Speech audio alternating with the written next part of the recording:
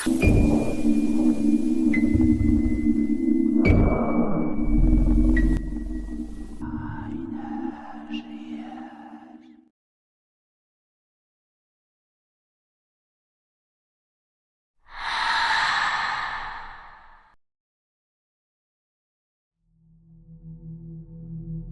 महिना लागला होता, म्हणजे पावसाळ्याची सुरुवात. आजही वातावरण ढगाळच होतं. कधी पावसाच्या सरी अंगावर कोसळून अंग ओलं करतील याची भीती अरुणला वाटत होती. अमरावतीच्या धान्य मार्केटमध्ये आज त्याच्या शेतीचा माल त्याने उतरविला होता व त्याच पैशात नवीन पेरणीसाठी त्याला बियाणे खरेदी करायचे होते. त्याचे काम जवळपास झाले होते. बियाणे खरेदी करून घेतले होते. गावातीलच परतणाऱ्या गाडीत ते बियाणे त्याच्या घरी जाणार होते. पण या सर्व भानगडीत त्याला रात्र झाली होती. तसं अमरावती शहर हे त्याच्यासाठी नवीन नव्हतं. त्याचं नेहमीच येणं जाणं चालू राहायचे. एक रात्र कुठे काढू म्हटलं तर नातेवाईकही बरंच होते. पण आज रात्र फारच झाली होती. तशी त्याच्याकडे स्वतःची दुचाकी होती, पण त्याचे घरचे त्याला नेहमी सांगायचे की रात्र व्हायच्या आत घरी येत जा म्हणून. तसा तो नियम पाळायचा. असं बेरात्री प्रवास करण्यात त्याची सुद्धा घाबरगुंडी सुटायची. पण कामामुळे उशीर झालाच. त्याचं गाव दर्यापूर, जिथे त्याला जायचे होते. एवढ्या रात्री कुणाला त्रास होऊ नये म्हणून अरुण नातेवाईकाच्या घरी सुद्धा गेला नाही. वेळ म्हणाल तर रात्रीचे 11 वाजणार होते. मन नसतानाही तो गावाकडे निघाला. त्याची दुचाकी शेतात वापरून वापरून पार खटारा झाली होती. गाडी चालवताना गाडीचे एकूण एक पार्ट हलायचे. आता मेन सिटीतून तो नवसारी गावाकडे आला, जे अमरावती परतवाडा रोडवर होते. अमरावती परतवाडा रोडवर चांगलीच ट्रॅफिक असायची. त्यामुळे एवढ्या रात्रीला सुद्धा त्याला काहीच वाटायचं नाही. पण गाडी आता दर्यापूर मार्गाला लागणार होती. दर्यापूर सडक तशी रात्रीला शांतच असायची. मेन अमरावती परतवाडा रोड सोडला तर वलगावपासून डाव्या हाताला 40-50 किलोमीटर अंतरावर दर्यापूर हे गाव लागायचं. मधात बरेच अशी गावे लागायची, पण ही सडक जरा जास्तच शांत असायची. वरून पाऊस कधी कोसळणार याची काही खात्री नव्हती, कारण थंड हवा सुटली होती. त्या थंड हवेत अरुणची दुचाकी भरवेगाने पळत होती. पण जे व्हायला नको होतं तेच झाले. पाण्याचे बारीक थेंब त्याला लागत होते. दुचाकी वेगात असल्याने ते पाण्याचे थेंब त्याच्या अंगाला झुंबत होते. पण त्याचे सुदैव की त्या रोडवर जवळच एक गाव होते, तळेगाव. रस्त्यावरूनच त्याला त्या गावची चकाकणारी लाईट दिसत होती. पावसाला सुरुवात झाली होती. त्यातच ढगांचा कडकडाट आणि त्या रात्रीच्या काळोखात ते किरकिर करणारे रातकिडे अरुणच्या अंगावर जास्तच काटा आणत होते. अंग जवळपास भिजायला आलं होतं. गाव सुद्धा जवळच येत होते. एकदाचे गाव आले. अरुण पूर्णपणे भिजला होता. अमरावतीवरून जवळपास त्याने 20-22 किलोमीटर अंतर पार केले होते. त्याने स्टॉपरच असलेल्या वडाच्या झाडाखाली गाडी थांबवली, जिथे एक पानटपरी होती. तिथे बऱ्याच अशा प्रकारच्या पानटपऱ्या होत्या, पण एवढ्या रात्रीचे ते चालू असणे अशक्यच. समोरील डांबरी रस्त्यावर सर्र करत पाण्याच्या सरी कोसळत होत्या. अरुण पूर्णपणे भिजला होता. अंगातील सदरा काढून तो पिळू लागला. मधातच एखादी वीज चमकायची.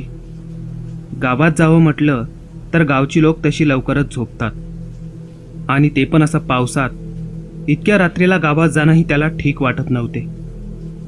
वेळ म्हणाल तर आता 12च्या पार झाले होते. कधी पाऊस कमी होतो आणि कधी घरी जातो असा विचार त्याच्या मनात येत होता.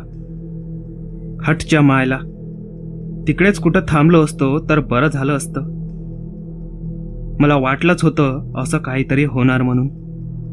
इथं फालतू अडकलो पावसात, अरुण स्वतःशीच म्हणाला. सगळीकडे काळोख होता. स्टॉपवरील एका खांबावर फक्त लाईट झळकत होता. पावसाच्या सरी त्यात स्पष्ट दिसायच्या. पाऊस कमी व्हायची वाट अरुण पाहत होता.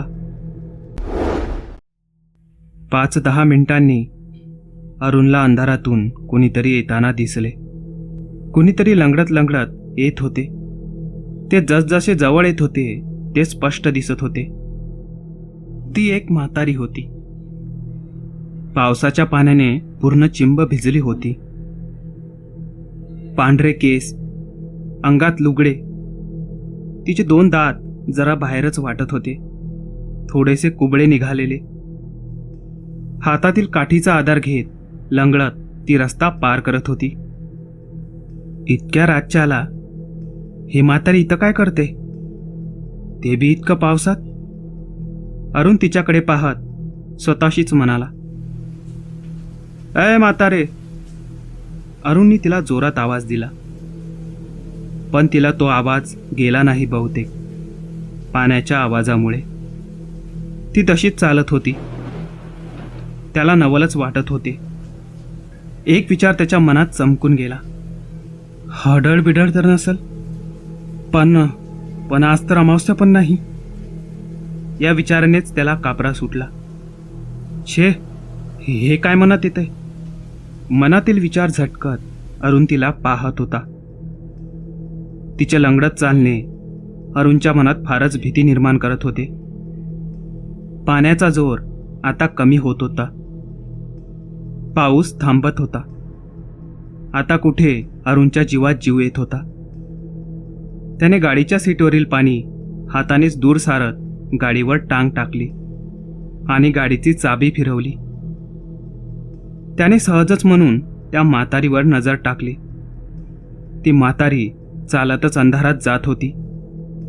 ती म्हातारी काहीच दूर गेली असेल. तोच धाडकन जमिनीवर घसरली. काहीशी ती कणत होती. एक विचित्रच आवाज ती काढत होती, रडण्याचा, जो त्या भयान काळोखात त्याला स्पष्ट ऐकू येत होता. अरुण फारच घाबरला होता. जाऊ दे, असू दे काय पण, मला काय? घाबरत त्याने झटकन गाडीला किक मारली आणि गाडी चालू केली. तो रडण्याचा आवाज अजूनही येत होता. त्याने झटकन गाडी रस्त्याला लावली, पण त्या म्हातारीचे रडणे त्याला अजूनही आठवत होते. गावठी माणसाच्या अंगात माणुसकी ही जन्मताच असते. त्यामुळेच काय त्याला त्या म्हातारीचे वाईट वाटत होते. त्या म्हातारीला काही झाले तर उद्याला पश्चाताप नको की आपल्यापुढे कोणीतरी अडचणीत होते आणि आपण मदत केली नाही. अरुण विचार करत होता. त्याने परत गाडी त्या म्हातारीकडे वळवली. म्हातारी जवळपास उठण्याचा प्रयत्न करत होती. गाडी स्टँडला लावून अरुण तिच्याकडे गेला. पूर्ण भिजलेली ती म्हातारी होती. थंडीमुळे ती कुरकुरत होती. तिचे रडणे आता थांबले होते. काय ग म्हातारे, एवढ्या रात्रीला अशा पाण्यात कुठे फिरतोय तू? अरे पोरा, घरी जात होते, कापतच तिने उत्तर दिले. गाव तर मागेच आहे ना, इकडे कुठे अंधारात जाते? होय, पण इकडे आहे माझं घर. अंधाराकडे बोट दाखवत ती म्हातारी बोलू लागली. अरुणने तिकडे पाहिले, पण अंधारात त्याला काही दिसत नव्हते. बरं बरं, चल सोडतो तुला. हाताने उचलत अरुणने तिला उठवले. तिचा एक पाय थोडा लहानच होता, म्हणूनच की काय ती म्हातारी लंगडत होती असा विचार त्याच्या मनात आला. त्याने खाली पडलेली काठी तिच्या हातात दिली. म्हातारे, दुचाकीवर बसता येईल का तुला?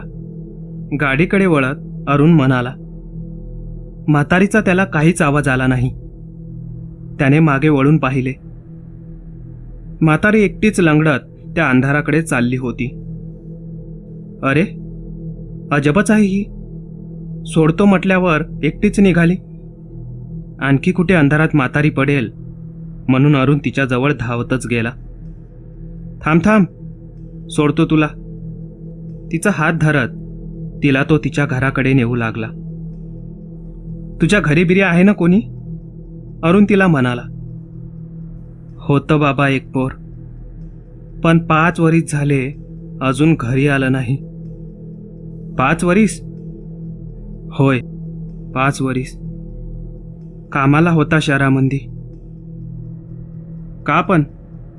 का नाही आला तो? लोक म्हणतात की मेला तो कसल्याशा अपघातात. काय? अरे रे, वाईटच झालं. अरुणला त्या म्हातारीबद्दल फार वाईट वाटत होते. त्यानंतर त्याने तिला काहीच विचारले नाही. ते त्या अंधारा रस्त्यात चालत होते. नुकतेच पाणी आल्यामुळे जागोजागी पाण्याचे डबरे साचले होते.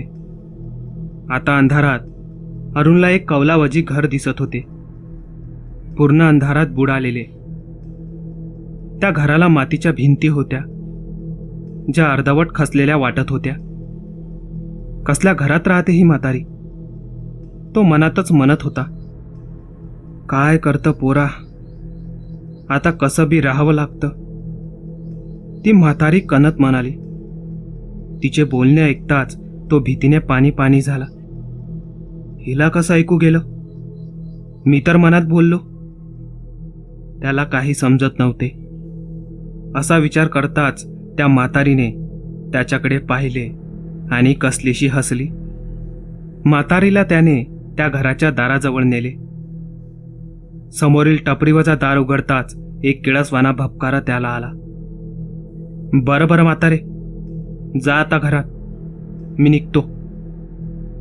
पाऊस परत लागणार होता. दूरच विजा चमकत होत्या. घाबरतच तो पटापट तिथून निघून जाऊ लागला. काहीतरी भलतीच आहे ही म्हातारी, असं तो मनोमन म्हणू लागला. तो मोजून 20 पाऊल चालला असेल. तोच परत म्हातारी रडण्याचा आवाज येत होता. तिचे रडणे हे काळजाचे ठोके चुकवणारे होते. आता अरुणला हृदयाचे ठोके स्पष्ट जाणवत होते. ते रडणे जरा जास्तच वाढू लागले. मधातच आकाशातून एक वीज चमकायची. परत खाली पडली की काय म्हातारी? अरुण म्हणाला. पण भीतीने आता त्याच्या मनात घर करायला सुरुवात केली. म्हातारी लयच अजीब आहे. पण जर भूतभीत असेल तर? नाही नाही, ती भूतभीत नसेल. आज तर अमावस्या पण नाही. पण असं कुठं लिहिलंय की अमावस्येलाच भूत दिसतो म्हणून? पण नाही, ती भूतभीत असती तर तिने आतापर्यंत आपल्याला मारले असते. नक्कीच म्हातारी खाली पडली. विचार करत अरुण परत त्या म्हातारीच्या घराकडे निघाला. तो घराजवळ येताच तिचे रडणे थांबले. परत भीतीची घंटी अरुणच्या मनात वाजली.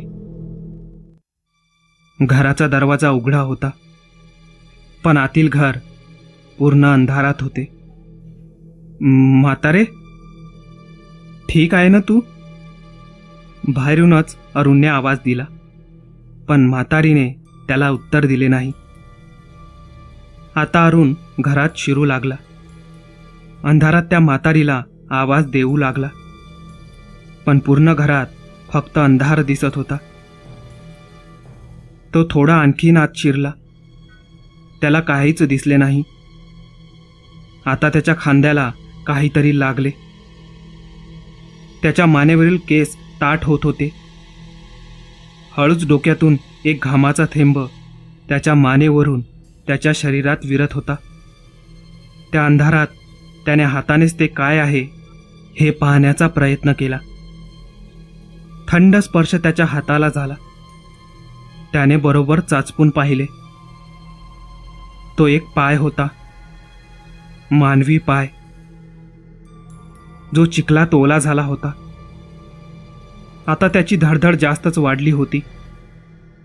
ते नेमके कोणाचे पाय होते त्याला समजत नव्हते. तोच आकाशात एक वीज चमकली आणि तिच्या त्या पांढऱ्या प्रकाशात अरुणला समोर काहीतरी दिसलं. घरातील लाकडी नाठीला त्या म्हातारीचे शरीर लटकले होते. गळ्याला एक दोरखंड होता. तोंडातून जीभ बाहेर आली होती आणि डोळे जणू खोबणीतून बाहेरच पडणार असे वाटत होते. चेहऱ्याभोवती माशा घोंगावत होत्या.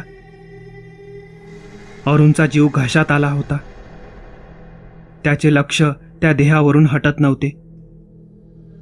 तो नाठीवरील दोरखंड आता कचकच करत होता आणि एका क्षणात तो दोर तुटला. त्या म्हातारीचे थंड शरीर अरुणच्या अंगावर धपकन पडले. आता उरला सुरला जीवही अरुणच्या शरीरातून निघून गेला. सकाळी सकाळी काहीतरी बघण्याची घाई लोकांना होती. एक व्यक्ती पायातील पॅन्ट टोंग्यापर्यंत खोसत त्या गर्दीकडे जाऊ लागला. तो व्यक्ती गर्दीतून वाट काढत पुढे गेला. समोर एक मृतदेह पडलेला त्याला दिसला. त्याचे तोंड उघड्या स्थितीत होते. डोळे पूर्ण निळे पडले होते. त्या डोळ्यात भीती साफ दिसत होती. काय हो, काय झाले इथे? तो व्यक्ती बाकीच्या व्यक्तीला म्हणाला. आज सकाळी अमरावतीला जात होतो तर रस्त्यामध्ये ही दुचाकी उभी दिसली. म्हटलं बघावं कुणाची आहे. इकडे येतच होतो तर हे पडक्या घराचा दरवाजा उघडा दिसला. तसं इकडे कुणी जात नाही. मला वाटलं गाडीवालाच असेल, थांबला असेल काही कारणाने. फक्त पाहायलाच गेलो तर हे दिसलं बघा. त्या मृतदेहाकडे पाहत तो दुसरा व्यक्ती घाबरत म्हणाला. अहो पाटील, तुम्हाला माहीत कसं नाही? इथं आधी लंगडी म्हातारी राहत होती. माहीत नावं तुम्हाला? 5 वर्ष झालेत तिला मरून. तिचा मुलगा अपघातात गेला आणि एकुलते एक पोरगं मेलं म्हणून त्याच दिवशी गळाफास लावला त्या म्हातारीने तिच्या या घरात. तेव्हापासून कुणाला ना कुणाला ती म्हातारी दिसते. रातच्याला इथंच. तिचं रडणं कणणं मी सुद्धा ऐकलंय, पण कधी इकडे आलो नाही. त्या गर्दीतील एक तिसरा व्यक्ती म्हणाला. समाप्त.